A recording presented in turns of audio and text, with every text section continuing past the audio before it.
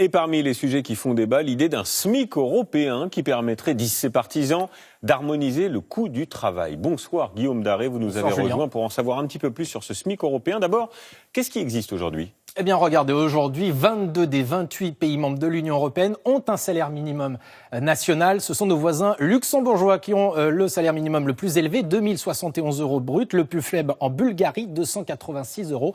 En France, il est de 1521 € brut. Des disparités qui sautent aux yeux, mais attention, puisque le niveau et le coût de la vie ne sont pas les mêmes partout en Europe. Alors évidemment, l'idée serait d'harmoniser tout ça pour éviter les concurrences de coût du travail et puis donner une valeur sociale aussi à cette Europe.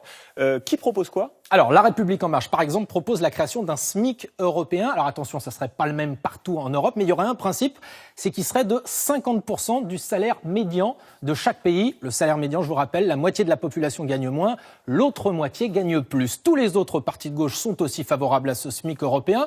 Les Verts souhaiteraient même que ça soit 60% du salaire médian, 65% pour le PS et Place Publique, 75% pour la France Insoumise. Tout ça, c'est des minimums. Ça veut dire que si dans certains pays, le SMIC est déjà plus élevé que ces chiffres, évidemment, il n'est pas question de le baisser. Mais attention, Julien, parce qu'il y a d'autres forces politiques qui sont totalement contre ce SMIC européen. C'est le cas, par exemple, du Rassemblement national. Pour Marine Le Pen, c'est à chaque pays de décider ce qu'il veut faire.